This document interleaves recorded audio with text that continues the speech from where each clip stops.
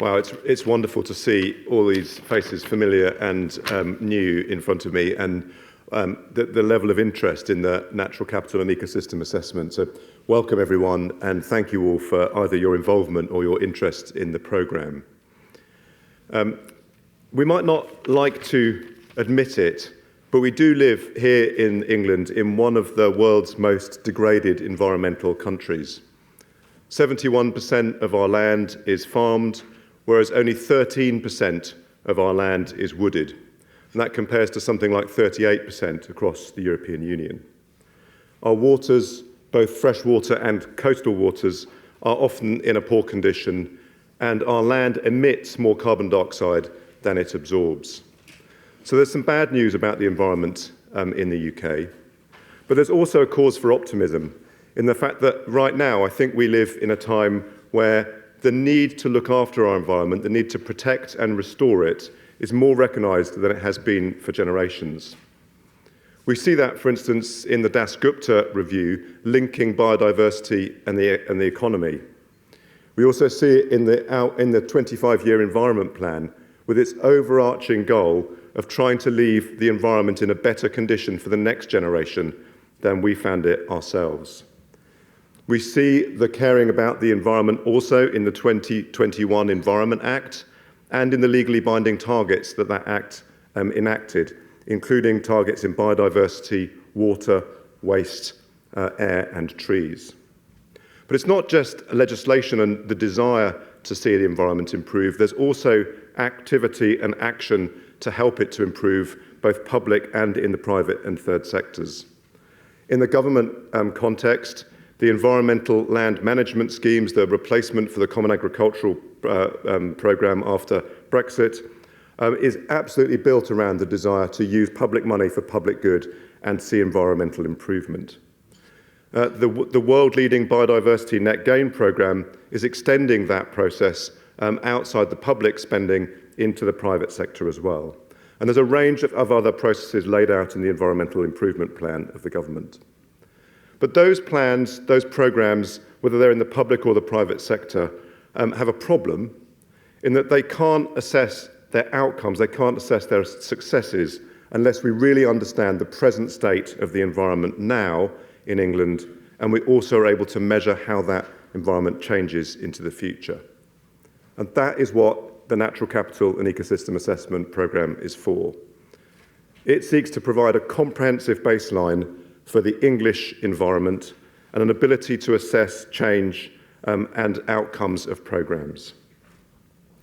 NCEA is the largest R&D programme that Defra runs. It's currently in mid-flight, and it's seeking to make a wide range of measurements, including of soils, of biodiversity, trees, peat, freshwater condition, coastal condition, and on the offshore, bringing together a really holistic view of what the land, coast and ocean environments look like.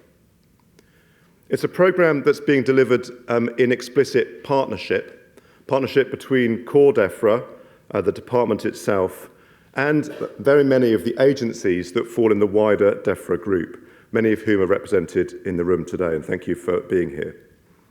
Also, the involvement of a select group of external research institutes.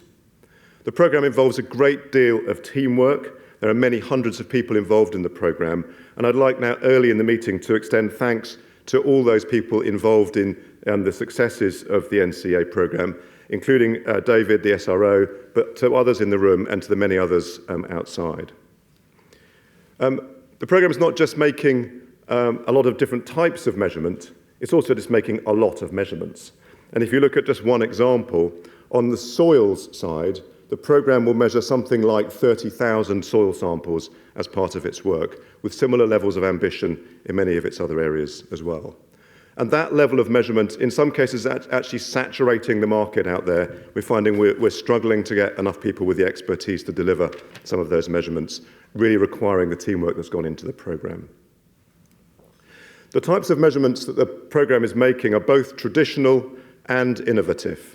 So on a traditional side, there's a great deal of boots-on-the-ground surveying by specialist field surveyors, be they professionals, practitioners, or increasingly citizen scientists as well. And we also make extensive use of well-established Earth observation approaches. But we add to those traditional approaches with a range of innovative approaches to measuring and monitoring the environment, approaches such as environmental DNA, the use of acoustics to, for instance, monitor bats or marine mammals, the new uses of Earth observation, and increasing use of artificial intelligence and machine learning. These new technologies I find tremendously exciting. They really have the capability to transform the way that we measure and understand the environment. In some cases, they are faster, they provide more information, and they are cheaper than our existing technologies, although clearly we need to overlap them and understand them in context together. But I think there's lots of exciting science that will enable us to better understand the environment and to work out how to better manage it in the future. And some of that science is being explored within the NCEA programme. The outputs from the programme are both the raw data that comes from those measurements, traditional or innovative, and they're also a wide range of products such as maps of peat, maps of trees outside woodlands, botanical value, and many more. And David's already mentioned the product brochure that you can find examples of on your tables, but also if you scan the QR code in the front of the delegate pack, you can download a PDF version of that. And it's a wonderful oversight of some of the work that NCEA is doing. So I do encourage you to take a look at that.